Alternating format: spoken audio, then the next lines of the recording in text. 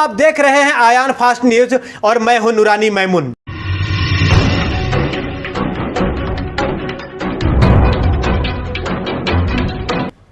दोस्तों, मोदी सरकार वक्फ का नया कानून ले आई है। पहले मुस्लिम समुदाय के लोगों ने विपक्ष के साथ मिलकर इसके सदन में चुनौती दी, लेकिन फिर संख्या बल कम होने के बाद जैसे ही यह कानून बना, सुप्रीम कोर्ट में चुनौती दे दी गई। सुप्रीम कोर्ट में 1-2 नहीं बल्कि 5 दर्जन से ज्यादा याचिकाएं पड़ी है और अब इस पे सुनवाई चल रही है।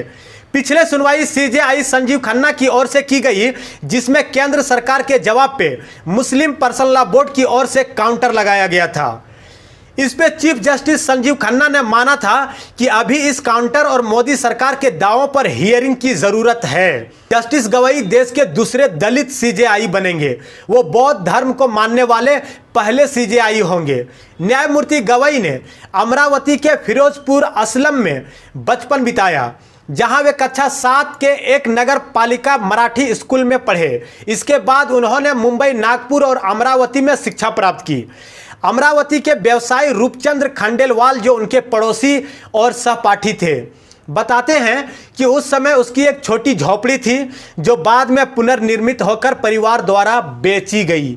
बीकॉम की पढ़ाई के बाद गवई ने अमरावती यूनिवर्सिटी से कानून की पढ़ाई की और 1985 में 25 वर्ष की आयु में वकालत शुरू की। मुंबई और अमरावती में प्रारंभिक कार्य के बाद वो नागपुर चले गए, जहां बॉम्बे हाई कोर्ट की एक पीठ है। वहां उन्होंने अपर आलोक अभियोज क्रिमिनल मामले में और बाद में सरकारी वकील सिविल मामलों के रूप में जो है सरकार की प्रतिनिधित्व किया।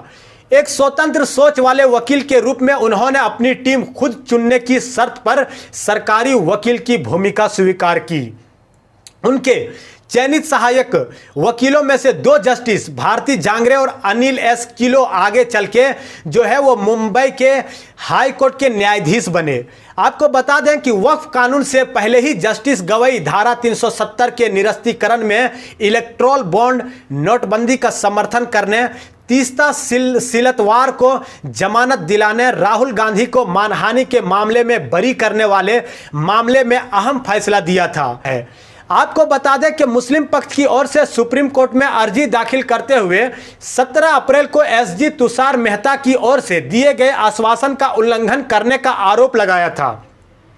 अर्जी में कहा गया है कि एसजी का भरोसा दिलाने के बावजूद रजिस्टर्ड वक्फ संपत्ति को गिरा दिया गया है।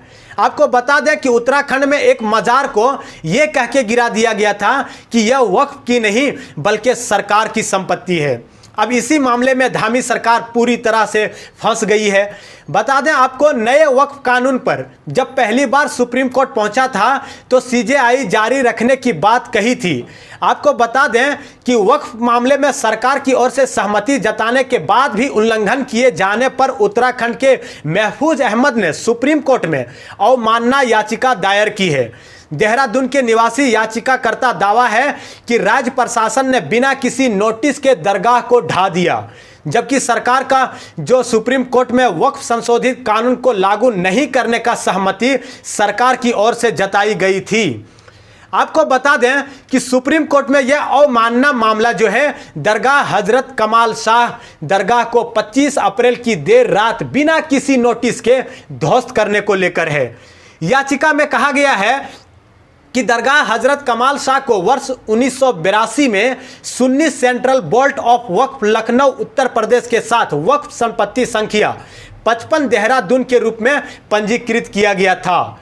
याचिकाकर्ता ने अपनी की गई शिकायत में बताया कि कथित कार्रवाई मुख्यमंत्री के पोर्टल पर की गई एक तुच्छ शिकायत के आधार पर की गई थी।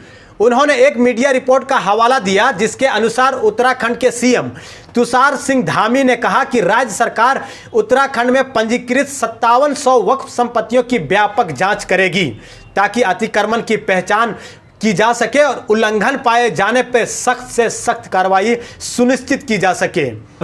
ऐसे में न सिर्फ धामी सरकार जस्टिस गवई के आदेश में फंस गई है, बल्कि मोदी सरकार पे भी संकट के बादल जो है वो मंडराने लगे हैं। बने रहे हमारे आयान फास्ट न्यूज़ के साथ। मैं हूं नूरानी मैमून।